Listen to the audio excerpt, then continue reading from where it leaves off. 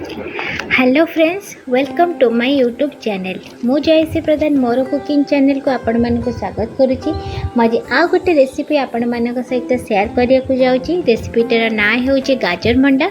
मंडा पिठा तो आपण माने समस्ते खाउथिबे, बट आज चलंतु गाजर मंडा बने की देखिबा, जोटा कि पूरा सॉफ्ट आ बहुत ही इजी बनेबा, जोटा कि पाटरे बहुत टेस्टी लगी थाए खाइला मात्रे। आउ जदि घर को कई आपण गेस्ट आछथि तले आपण संगे संगे बने की मध्य सर्व कर पारिबे, जोटा कि सेमाने मध्य खुशी आ आपण माने खुशी आ ता सहित पिला माने मध्य खुश। किछि गोटे नुआ बनेले सेमाने मध्य खाया पय बहुत ही पसंद करंती। तो चलंतु बेसी देरी न करिकि आरंभ करनबा आजिर ए भिडियोटी। ता पूर्वरु भिडियोटी जति भल लागिबो तले लाइक शेयर सब्सक्राइब करिया को जम्मै भूलिबेनी आ भिडियोटी को लास्ट जाय देखिबे। तो चलंतु स्टार्ट करनबा आज ही रेसिपीटी। तो चलंतु गाजर मंडा पाई कि एठी मु फर्स्ट गोटे गाजर को चोपा छड़े के एमती भल भाव टे कोरिकी रखी नहीं पतला पतला भाव में। ता सहित एठी मु गोटे बाउल सुजी नहीं जाइए। माप अनुसार एठी मु 250 ग्राम सुजी नहीं जाइए। जदि बड़ दाना सुजी रखुंत ताले टिके ग्राइंड करने। ता सहित एठी मु 20टा काजू और किशमिश को एमती टे खंड खंड करके रखी नहीं। फ्लेवर अनुसार एठी मु 4टी गुजराती आउ 6-7टी गोलमरिच को गुंड करके रखी नहीं। ता सहित एठी मु 7 बड़ चामच चीनी रखी नहीं। तेबे चलंतु कढ़ईटी को मु एठी गरम करनौची। कढ़ई टिके गरम हो गला परे रखिथिबा सुजी को एथिरे मु पकेई दोउची। सुजी रो जस्ट टिके कलर चेंज होवा जाए कि आमे टिके भाजी दोउथिबा, एपटे सेपटे करिके भाजी दबा। ता सहित एठी मु हाफ चामच रो टिके कम लूण ऐड करनौची। आपण आपण परिमाण अनुसार कम बेसी मध्य करि परिबे। तो टिके भाजी हे गला परे एबे सेथिरे मु धीरे धीरे पानी ऐड करूची। आपण चाहिले आग पानी लूण टिके गरम हो गला परे सुजी ऐड कर पारे कि एमती मध्य करि परिबे, जहा द्वारा कि सुजी आपनकर पानिया मध्य होबनी। आपण देखि देखि पानी ढालिबे। तो एई भली भाबरे मोर जंतनीटी हे गला आको मु ठंडा हवा पई छाडी दोउची।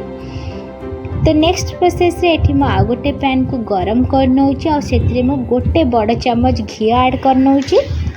घी टिके उषुम हो गला परे सेथिरे मु रखिथिबा गाजर कोरा को पकेई दोउची। एबे सेथिरे मु काजू किशमिश को मध्य पकेई दोउची।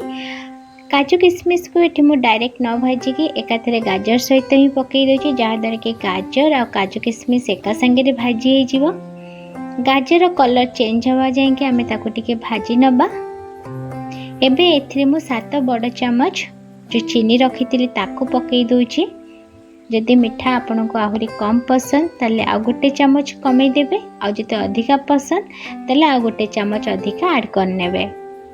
तबे सब गुडी को आमे टिके भल भाव रे 5 मिनिट जाय कि एम ताको कुक होबा पई टिके छाडी दबा, जा दरे गाजर मध्य भल भाव रे कुक होई जिवो।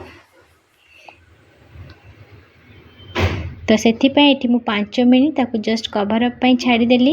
एठी देखंतु 5 मिनिट परे चीनी भल भाव रे मेल्ट हे जाईची और गाजर मध्य टिके सिजी आसलानी।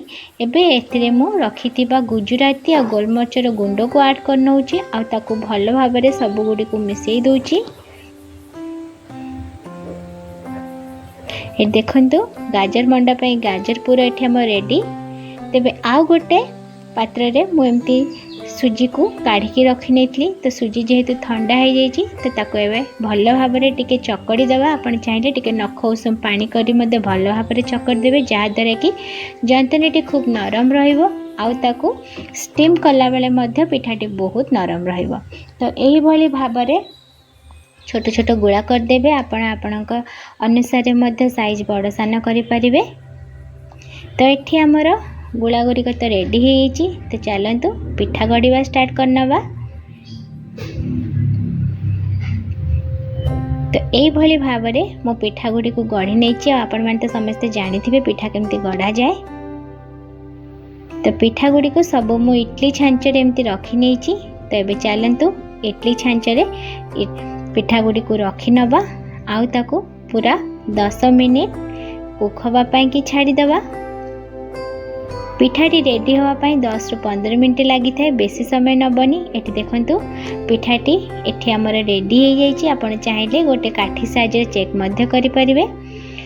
तो टिके ठंडा हो गला पर देखंतु माकु स्पून साहाय्य काढ़ी नउची, जोटा कि तळे जमा मध्य लागुनी आ खूब आराम से मध्य पिठाटी हमर काढ़ी हो जाउची, देखि पारुथिबे। तेबे चलंतु पिठा गुडी को आमे गोटे प्लेट को सर्व करनवा। तो एठी गोटे मो स्पून साहाय्य देखंतु काटिकी देखौची पिठाटी केते नरम आउ केते सुंदर देखा होची। याकू एमती गरम गरम टिके खाइबे बहुत ही टेस्टी लगी था। आउ टिके ठंडा हैला परे मध्य खाइबे आउरी टेस्टी लगी था। तो सबु पिठा गुडी को देखंतु टिके अट्रैक्टिव देखा जिया पे मु ताको काटिकी रखी नै छी, केते सुंदर देखा जाउची। तो यही गाजर मंडा को घरे थरे निश्चय ट्राई करंतु और केमती लागला कमेंट बॉक्स रे कमेंट करि निहाती जणैबे। रहुची पुणी देखा हबा नेक्स्ट वीडियो रे, से भी किछि नवा वीडियो सहित। Bye bye.